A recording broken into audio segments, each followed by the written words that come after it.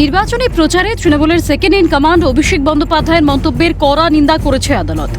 দেশ ছাড়তে পারবেন না অভিষেক বন্দ্যোপাধ্যায়, রক্ষা কবচ দিয়েও কড়া নির্দেশ কলকাতা হাইকোর্টের। জনপ্রতিনিধি হয়েও দায়িত্ব জ্ঞানহীন মন্তব্য করেন কি করে, বিচারপতির প্রশ্নের মুখে অভিষেক বন্দ্যোপাধ্যায়। রাজ্যে পালাবদলের পরই তৃণমূলের একাধিক নেতার বিরুদ্ধে পুরনো ও নতুন মামলার ফাইল খোলা হচ্ছে। তবে অভিষেক বন্দ্যোপাধ্যায়ের বিরুদ্ধে থানায় এফআইআর এবং বাগুইহাটি থানায় এফআইআর থেকে নিজের নামের অব্যাহতি চেয়ে আবেদনের মামলায় বঙ্গ রাজনীতিতে শোরগোল। বেআইনি কোনো কিছু আদালত সাপোর্ট করে না, অন্যায়ের ফল ভুগতে হবে বললেন বিজেপি বিধায়ক তথা আইনজীবী কৌস্তব বাগচি। যারা এটা দোষ করেছে পিসি এবং ভাইপো, এই ভাইপোর যা অপরাধ, ভাইপো যা অন্যায় করেছে, ভাইপোর বিরুদ্ধে এফআইআরও হবে, ভাইপোর বিরুদ্ধে তার ব্যবস্থাও হবে। কোর্টে দরজা ঠক করুন আর যেখানেই করুন, বেআইনি কোনো কিছুকে কোর্ট তো এন্টারটেইন করবে না।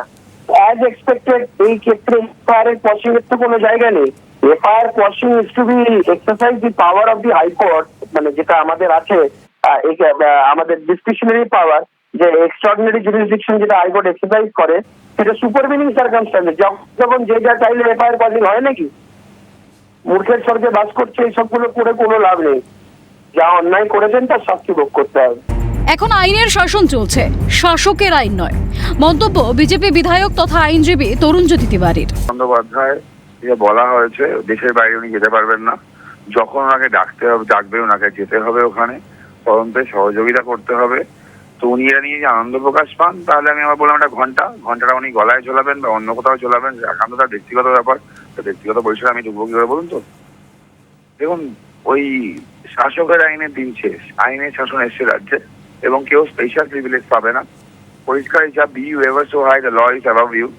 তো ওনাকে লিগ্যাল মিউজিকটা এবার ফেস করতে হবে। He should get ready for that. উনি যা করেছেন গণতন্ত্রের পক্ষে ধ্বংসাত্মক, মন্তব্য রাজ্যসভার সাংসদ রাহুল সিনহার। এটা একটা আইনি প্রক্রিয়া মাত্র। ঘটনা হচ্ছে যে এফআইআর হওয়ার পরে অভিষেক ব্যানার্জি কি চেয়েছিল, যে এফআইআর থেকেই মুক্তি, এফআইআরটাই বাতিল, কিন্তু সেটা হয়নি। আদালত এজলাসে বসেও বলে দিয়েছে যে একজন সাংসদ কিভাবে এই জাতীয় ভাষা ব্যবহার করে।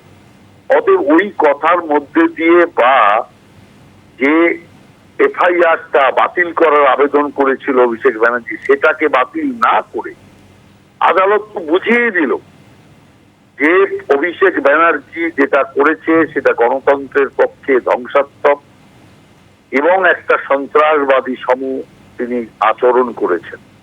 অতএব তার বিরুদ্ধে তদন্ত চলার কথা বলেছে। গ্রেপ্তার করার ক্ষেত্রে আদালতের অনুমতি নিয়ে গ্রেপ্তার করা, অর্থাৎ তদন্তে প্রমাণ বের করে সেই প্রমাণ আদালতের কাছে যখন পেশ হবে, তখন আদালতও আর চুপ করে থাকবেন না, গ্রেপ্তারির আদেশ আদালত। দাপুটে নেতার কি অবস্থা?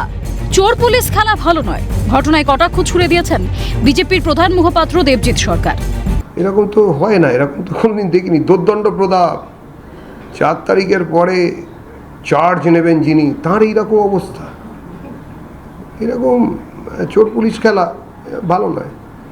কড়া নরম কোনো কিছু না, তো তরল চলছে এখন, নরম সুজি দাঁত তুললে যেরকম লোকে খায় সেটা চলছে। কিন্তু আমার প্রশ্ন একটাই, যে 72 দিনের কেন? 70 নয়, 75 নয়, 72 কেন? 72 ব্যাপারটা কিসের জন্য সেটা হাইকোর্ট ভালো বুঝবেন।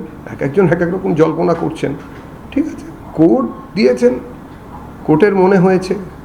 শুধু তার সঙ্গে এটাও বলেছেন যে ওই পূর্বে কিংবা পশ্চিমে ফট করে বিমান ধরে চলে যাওয়া যাবে না। এখন হয়তো আবার চোখ খারাপ হয়ে যেতে পারে, যা চাপ যেতে হতে পারে, যাবেন তখন আবার পারমিশন নেবেন, যাও হবে, একটা কিছু হবে। শুধু কিন্তু এই আবারও বলছি, এত হিরোগিরি এইরকম অবস্থায় গিয়ে দাঁড়িয়ে। হাইকোর্টের রায়ে অস্বস্তি বাড়ল অভিষেকের, প্রশ্ন রাজনৈতিক মহলের। ক্যামেরায় জ্যাকি সিং ও সমীরণ হাওলাদারের সঙ্গে রেশমি দাস ও অভিরূপা হাজরা, ক্যালকাটা নিউজ।